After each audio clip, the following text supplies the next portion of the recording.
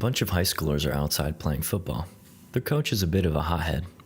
He walks around shouting, berating students, and even flips a table over.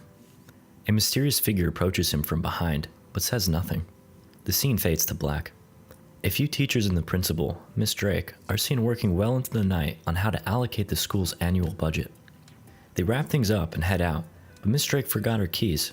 She heads back inside but hears something. Yeah, probably just the wind. She grabs the key and turns around.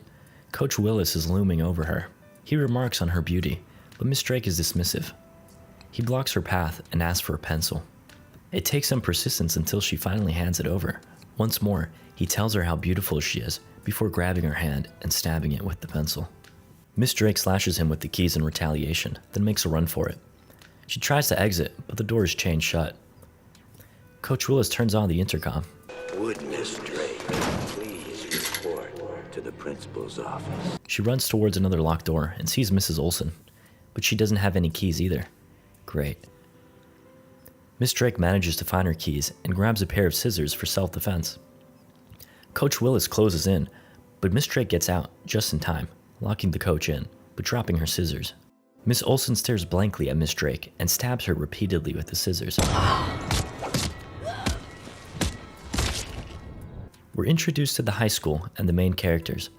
There's Zeke, an intelligent but rebellious student. Casey, a bullied photographer for the school newspaper. Stokely, a goth outcast. Delilah, the paper's editor-in-chief and head cheerleader. Stan, her mistreated boyfriend. And Mary Beth, a naive transfer student. Zeke sells fake IDs in the bathroom and throws in something spicy. Guaranteed to jack you up. Casey tends to a bloody nose in the other stall. The faculty chill out in the staff room and wonder where Principal Drake is. Mr. Furlong notices that Coach Willis is suspiciously thirsty. Miss Olson walks in, flashes a dead-eyed smile, and greets Coach Willis. Miss Burke, a timid teacher, asks the class a question. Zeke playfully answers. The tension between the two is palpable. Stan wants to quit the football team, but Delilah antagonizes him. She believes that as the head cheerleader, she belongs with a jock and not a bookworm. Mary Beth walks up to Stokely and asks her about the sci-fi book she's reading. Stokely is reserved and unapproachable. Mary Beth just wants to make some friends. Delilah runs up and teases Stokely while introducing herself to Mary Beth. Casey sits all alone in the bleachers, but at least he's got a juice box.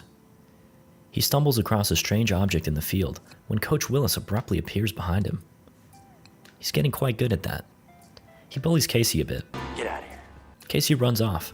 Miss Olson is also acting up as she ominously stares down Stokely. Casey enters his science class and shows Mr. Furlong what he found. Mr. Furlong examines the specimen under a microscope, noting its unusual biology. He concludes that it's likely a sea-dwelling organism and may in fact be a new species. Water is accidentally spilled on the organism and it reanimates, writhing around. Mr. Furlong decides to stick it into an aquarium to see what happens. The organism swims around as stringy structures emerge from its body. Mr. Furlong sticks his hand in to examine the creature, but it suddenly splits in two before one of the halves bites his finger. He screams in pain. The class looks on with a mixture of fear and curiosity. Stan confronts Coach Willis about quitting the team. He gives an uncharacteristically friendly response. Stan heads over to enjoy a nice hot shower, but an unwelcome guest arrives. It's Miss Brummel. She screams for help. Her skin is peeling off and she's tearing off her clothes. Casey hears the commotion and runs for help. Stan consoles Miss Brummel and gets a handful of rotting scalp for his troubles. Shortly after, Miss Olson reassures Stan that she will be okay and that she merely has cancer. Casey looks out the window and sees Coach Willis suspiciously standing in the middle of the football field. Miss Olson watches Casey intently. Yeah. Sure. Zeke sells dirty movies to two students outside his car, but Miss Burke spots him. She gives him a timid lecture about his conduct, but Zeke has just the thing to calm her down. Chocolate-flavored laxatives. She doesn't find it funny, so he brings out the big guns. How about these? Condoms. Magnum-sized. And they're cherry-flavored. Meanwhile, Delilah drags Casey into the faculty lounge. They snoop around in search of a juicy lead for the school newspaper. Casey finds a flask of alcohol in the cupboard, but Delilah reminds him that she exposed Mr. Tate's alcoholism last year. It can be such a... What? Delilah thinks Casey is flirting with her and is charmed, but the moment is cut short. Someone's at the door. They run into the closet as Coach Willis and Miss Olson enter the lounge. They watch as the aliens indulge in some refreshing water. Nurse Rosa enters the lounge and the aliens watch her closely. Coach Willis closes in, but Rosa laughs it off. They go in for the kill as Casey and Delilah watch in horror. Coach Willis holds her down, and as she struggles, he deposits a tiny alien in her ear. Delilah stumbles around in the closet, uncovering Miss Brummel's rotting corpse. It falls on top of her. The aliens hear the commotion and inspect the closet. Casey and Delilah book it. The police arrive the next day. Casey and his parents meet them in the lounge. He tells the police that Miss Brummel's corpse is in the closet. Principal Drake and the other alien faculty members are playing it cool. Apparently there's been a misunderstanding. Miss Drake opens the closet, revealing a CPR doll, aptly named Resuscitation Annie. Casey argues with the cops and faculty, to no avail. Miss Drake takes the police officer into a private room and closes the door before flashing a mischievous smile at Casey. Casey's parents are troubled. They consider sending him to therapy. Miss Drake and the cop exit the room. The cop has changed. His expression is blank and his eyes are dead. They got her. The police officers leave. Miss Drake offers to speak to Casey's mom in private, but Casey quickly butts in, agreeing to his mother's therapy suggestion. They go home. Miss Drake winks at Casey on his way out. Back home, Casey's parents search his room for drugs. They take away his phone, internet, and even his dirty magazines. Sorry, pal. No more flogging the bishop. The next day, Casey's dad drives him to school. Understandably, Casey doesn't want to get out of the car, but he has no choice. Coach Willis approaches the car as Casey walks away. They both look at Casey. Casey runs into Delilah in the halls. Delilah is wearing a nerdy disguise. They hide in the bathroom and briefly discuss what happened. Delilah leaves in search of Stan. Meanwhile, the alien faculty grows in number. They love AC, hate coffee, and can't get enough of water. Back in class, Stokely is eyeing Stan. Mary Beth encourages her to talk to him and pushes her into his lap. Stokely nervously asks him about the big football game, but Stan tells her he quit the team. They talk about it. Stan is tired of everyone sucking up to him just because he's the team captain. He just wants people to let him be. Stokely and Stan share a moment of mutual understanding. At the lockers, Mary Beth inquires about Zeke's powder-filled pens. It's magic dust. He offers her some, but she adamantly declines. Meanwhile, Stan and Stokely look on as students are lined up in the halls. Stokely walks up to take a closer look and finds that the students are being led into a private ear exam with Nurse Rosa. Principal Drake shuts the door. Delilah walks up to Stan and asks to talk in private. Casey does the same with Stokely. Mary Beth walks outside and makes small talk with Zeke. Zeke looks around and realizes that something isn't quite right. You notice anything off today here at school? Two of Zeke's regular patrons walk up and buy some magic dust, but they have a bigger appetite than usual. They demand everything Zeke has, immediately raising his suspicion. Miss Burke pulls up, rocking a completely new look and demeanor. She's all over Zeke's case, bombarding him with verbal warfare. She's really laying it on thick here. Ridiculous, drug-induced excuse for a human being. Oh, woman, what are you on? Things even get a little bit physical before she storms off.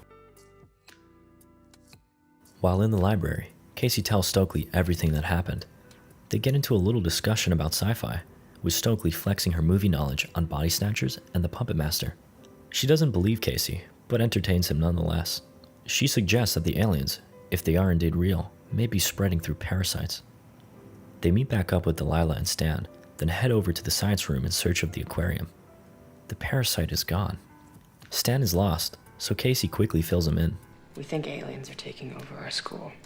He's in disbelief. Meanwhile, Zeke breaks into the science lab and Mary Beth tags along. This is where he gets the equipment he needs to make his magic dust. Things get flirty and Zeke moves in for a quick kiss. They're interrupted by the voices of Casey and Stan, which they can hear through the room's vent. They overhear their alien discussion and make their way over to greet them. Zeke teases Casey, telling him that if anyone's an alien, it's definitely him. Mr. Furlong enters and wonders what the students are doing out of class. Zeke tells him that Casey thinks he's an alien. Mr. Furlong laughs it off, but quickly gets serious, shutting the door's blinds. Zeke tries to leave the room, but Mr. Furlong grabs him by the arm and throws him down. Casey attempts the same, ending up in a similar situation. Zeke finds himself a weapon and strikes Mr. Furlong, severing 4 of his fingers. Furlong's fingers scurry off as he pins down Zeke. Zeke stabs him in the eye with his magic dust pen. The alien fingers attack the other students, and one is seen crawling up Delilah's leg. Furlong is about to finish Zeke off when he suddenly starts convulsing and dies. Casey collects one of the parasites in a jar, then the group runs off to the parking lot. All the other students are looking at them or acting strangely. They get in Zeke's car and drive off. The police have blockaded the road for inspections, so Zeke swerves off in another direction and heads home. Everyone looks around and admires Zeke's makeshift home laboratory. Mary Beth spots some caffeine pills and realizes that this is the secret ingredient of Zeke's magic dust drug. A gun on the counter catches Casey's eye. Zeke cuts a piece of the parasite off and drops it in the rat's cage, then resuscitates the parasite with water. It attacks the rat and enters through its ear canal. Zeke puts the rat down and proceeds to dissect it. He comes to learn that the parasite is heavily dependent on water, hence why his caffeine powder is so effective against it.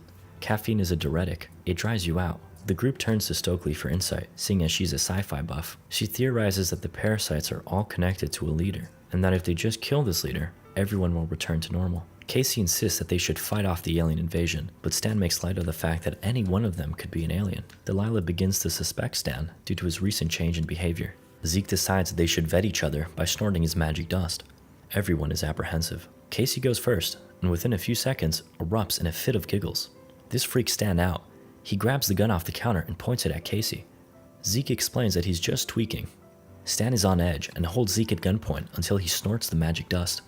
He passes. Next up is Stan and Stokely. They both pass. Things get tense between Delilah and Mary Beth while the rest of the room continues their high-induced giggle fest. Zeke decides that they should just snort it at the same time. Showdown. They both snort it at the same time, and Delilah violently recoils back in pain.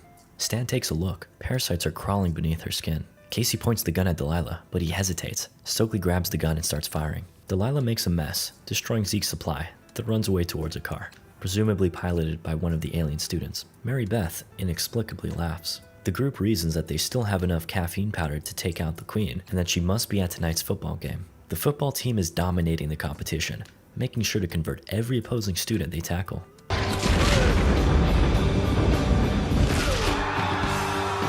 Damn, these guys are really good. The group arrives at the school's gym and conclude that Principal Drake must be the queen. Speak of the devil, or alien.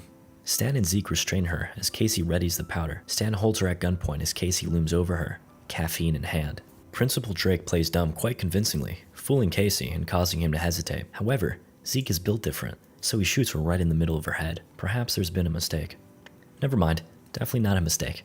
Mary Beth runs up and carpets the zombified principal with caffeine powder, but she's a bit too heavy-handed, dumping the entire stash out onto her body. The body disintegrates. Stan decides to run outside to check up on the team. If the queen is in fact dead, they should be human again. Before he leaves, Stokely gives him a smooch. He runs up on the football team. Okay, they're definitely not human. Stan runs back to the door, pleading to be let in, but when prompted to take the test, he fails spectacularly. They got him. Casey and the others speculate on whether or not Coach Willis is the true leader, but Mary Beth reminds them that regardless, they're unarmed. Zeke butts in, saying there might still be some more caffeine powder in his car. Casey and Zeke go to the parking lot, but the football team is patrolling. Stan is now among their ranks. They roll under the buses for cover, and then Casey runs off in a different direction to act as a decoy. A chase ensues, but he finds refuge in one of the buses. Delilah appears behind him, teasing and taunting him as the football team attempts to bust down the rear door. He's completely sandwiched. Casey leaps upward and escapes through the hatch. Meanwhile, Zeke searches the trunk of his car when Miss Burke appears. She playfully questions him about his cherry-flavored condoms. He spots a few more caffeine-filled pens in his car and stalls before abruptly hopping in to flee. Miss Burke dives in through the window. Hello, Zeke boy. Zeke begins to drive erratically to buy himself some time. He needs to come up with something quick. He heads straight into one of the buses, fastening his seatbelt moments before collision. Miss Burke goes flying through the windshield. Zeke stumbles out of the car, bloody and hurt. Miss Burke's severed head crawls around on tentacles in search of her body. It's a terrifying sight to behold. Zeke wants nothing to do with that and scurries off. Back at the bleachers, Mary Beth starts acting sus, yapping on about how maybe the aliens aren't so bad. Stokely looks at her suspiciously, but gets clocked in the face. Mary Beth reveals herself as the queen. Casey makes it back in time to witness the transformation. They run to the pool, and the alien queen follows suit. Stokely is grabbed, but just barely escapes thanks to Casey's efforts. They flee to the locker room while the alien queen transforms back into her human form. Zeke arrives in the locker room on wobbly legs. He's lost a lot of blood. Mary Beth, hugging the shadows, tells Zeke that Stokely is the queen. He looks at Stokely with fearful eyes. Mary Beth emerges from the shadows. She's naked. Zeke's suspicion is raised. He points this out, but she tries to seduce him. Zeke questions how she was able to pass the test. Mary Beth reveals she used sleight of hand, or in this case, tentacle, to deceive them.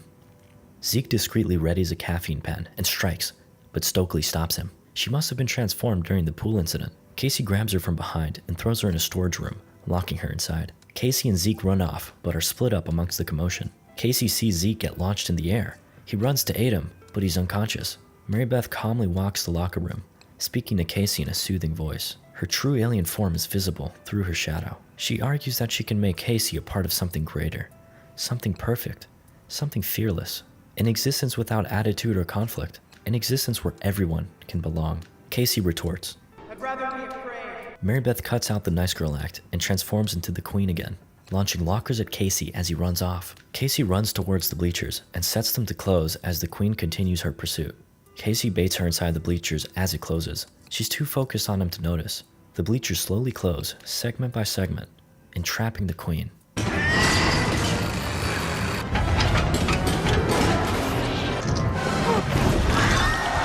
Guaranteed to jack you. And stabs the queen in the eye. She screams and launches several parasites into Casey's face. He screams in agony as they burrow into him, but the caffeine begins to take effect, killing the queen. The parasites exit Casey's face and die as the queen disintegrates. 1 month later, everything is back to normal. The authorities have covered up the event. Zeke is seen playing football, while Miss Brick watches and admires him. Stan and Stokely share a kiss. Casey is recognized as a local hero. Casey and Delilah kiss as a gaggle of reporters moves in to interview him. Things sure have changed, haven't they?